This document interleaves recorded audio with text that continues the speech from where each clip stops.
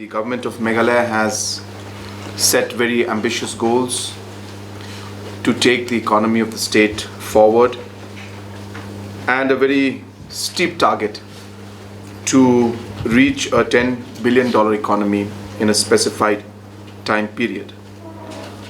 And as we had laid down in the Mission 10 budget, which I presented about a month back in the Assembly, we had mentioned the different activities and different programs, different policies that need to be adopted in the different sectors to be able to achieve those goals. And if you recall from that Mission 10 budget document and the presentation that I had given, there were 10 opportunities I had mentioned in that. And among those 10 opportunities was the private investment that need to be taken up in the state. And hence, in line and with the objective of achieving the targets overall and specifically of the investments from the private sector, the government of Meghalaya had come out with what we called the Invest Meghalaya Authority, and an act for that was passed in the Assembly in the last session, called the Meghalaya Industrial and Investment Promotion Policy 2024. Based on this particular Investment Meghalaya Authority, which has two parts. First part is to ease the entire process of application and taking necessary permissions to start an industry, which will be done through the Investment Meghalaya Authority and a portal which we are in the process of creating, which will then replace the single window system that we have. Not only will we make it easy for the individuals and the companies to apply, we are also working towards ensuring that the different permissions are given in a time-bound manner. And in some cases, if the permissions and response is not received from the department concerned, those permissions will be taken as accepted and as agreed to, and will be given to the concerned companies. So all that process has been worked on by the Invest Meghalaya Authority, and as I said, this will replace the older single window system that we had. That is the first part. But the second part of the Meghalaya Industrial and Investment Promotion Policy and the Invest Meghalaya Authority is to now incentivize the overall investment programs and attract different investments in different sectors. And for that, we are happy to announce that the new Meghalaya Industrial Policy has been passed day before yesterday by the Cabinet of Government of Meghalaya. In this, there are many factors. I will not go through all the specifics of it, but I'll just give you a basic idea in a nutshell. Through this particular program, and in order to achieve the $10 billion economy, we have calculated that we require a minimum of $1 billion in terms of private investment that we need to achieve, which will then add to the overall $10 billion target that we have. And hence, to achieve this $1 billion minimum in the investment in the private sector, the different incentives have been created. We are expecting to touch that number in the coming years, and we have calculated that if the $1 billion investment is expected in the state of Meghalaya, roughly as a state government, through this particular policy, in the next 10 years' time, because obviously the companies will apply and all these things, and the money will flow through these next 10 years and even ahead, depending on when they apply, the government of Meghalaya will be roughly spending and budgeting about close to 700 crores to be given as different incentives to the different companies who will invest.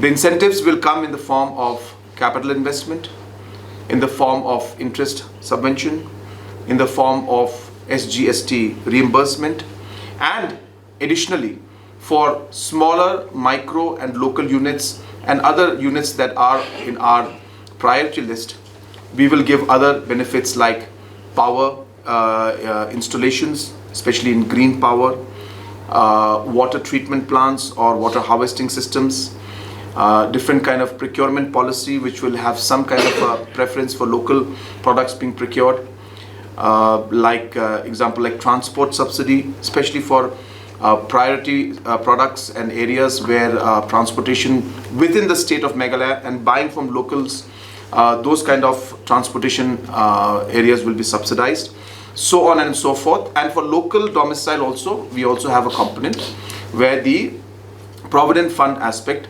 up to about 1800 rupees per year will also be reimbursed by the state government under the new industrial policy. So it is, in a nutshell, a very, very aggressive policy.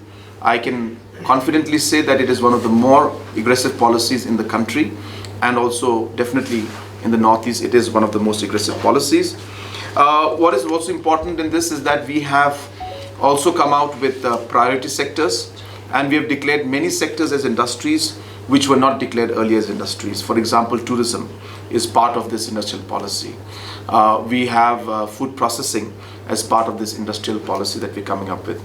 Different kind of academies, especially related to sports and music and culture, those aspects also will come in. Filmmaking will come into this particular industrial policy that we're bringing in. So on and so forth. We have come out with such priority sectors, and these priority sectors have been defined on the basis of the strengths that we have in our state and the possibility of having highest impact in terms of job creation, number one, and number two, in terms of the local products and sales being promoted, where the local farmers and local producers should benefit, who will supply the products as raw materials to these different large companies or investments of the private sector that come in to the system. Apart from the state industrial policy, you're all aware of the Unnati, which is the Northeast industrial policy of the government of India. We have dovetailed in one way and combined these two policies together, where we expect that in the next 5 years, of course 5 years, I'm talking in terms of the government, but 3 years in terms of the window where the government of India is allowing the applications to take place, the 4 years from our side where the window for application, but the implication of that is 10 plus years they will get. So we expect that in these years when this particular scheme is going to be applicable, that government of India has already earmarked close to about 600 crores for the state of Meghalaya in terms of the share from the Unnati scheme or the Northeast industrial policy.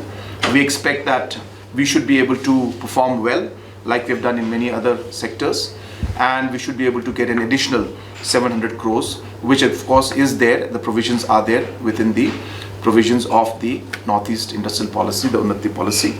And we hope that with the 1400 crores from the central government side and the 600 crores from 700 crores roughly from Meghalaya government side, which means 2000 plus crores of incentives in a 8,000 crore or 8,300 crores plus $1 billion plus of investments we expect. We do expect that we'll get a lot of positive response from the government, from the different sectors, I'm sorry. At the same time, we have already signed MOUs worth about 2,957 crores have already been signed at different levels. 9 MOUs have been inked in the past 1 week, and those include different areas from tourism to food processing, to different areas of technology and even some areas of pharmaceuticals, and also in terms of the beverages in different areas. So all of these investments and MOUs of close to 2,957 have already been inked after this entire policy and everything has come into place. And in fact today we will be officially also signing 2 more proposals. One is with apart from the other 9 that we have signed already, one will be with 8 we have signed already. One will be signed with Varun Beverages, which is the holding company that runs the different Pepsi plants all over the country. So roughly about 180 plus crores is going to be invested by Pepsi, by Varun Beverages, to put up a Pepsi plant for supply of Pepsi and other products in Meghalaya as well as in other parts of the country, especially in North Bengal and other parts of Assam. Maybe that is the company's policy. That details I don't have, but this is one of the MOUs. Second MOU also will be signing today, or rather we are declaring today, is that we will be having the Northeast United putting up their first residential football academy in Maukunu. And as you're aware, Mr. John Abraham is himself here today. He has gone to see the land parcel which the government is giving to them, where the Northeast United Residential Football Training Academy will come up. So these were basically the most important points that are there. And sorry. Apart from this particular policy, once again, in line with what we had mentioned last time in my Mission 10 document, budget speech, that we are also pushing the power sector also very aggressively. And hence we have come out with a new power policy. And it is again a very aggressive power policy. Seeing our power policy, we already have 3 or 4 organizations who have contacted us, who are very keen to set up power sector companies and projects here in the state of Meghalaya, ranging from pump storage projects to even thermal projects and also to solar power projects. So we are getting a very positive response. We do expect that in the next couple of months we will get more clarity on these projects, and I'm very confident that we will be able to initiate a few projects within the next financial year in the state of Meghalaya in terms of power generation. The third policy which has come out, again in line with our Mission 10 document and our Mission 10 goals that we have, is the promotion of IT. And for that, as you're aware, we have come out with an IT policy also. And we're getting tremendous response and a positive response from the different players. And we expect that this particular policy will help us create an additional 15,000 jobs in the IT sector, minimum, that is, direct employment, and another 10,000 to 15,000 indirect employment. Also the industrial policy that we have brought in, where we'll spend about 700 crores.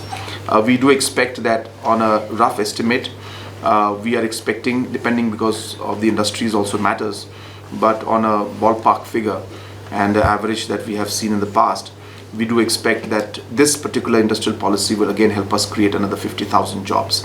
And hence we have worked out meticulously the process through which we will achieve our $10 billion economy, and also meticulously how we will achieve the 5 lakh job opportunities in different sectors. And for each of those sectors to be able to achieve each of those goals, we have detailed program and policies. And today I have laid down the industrial policy, the power policy, and the IT policy in front.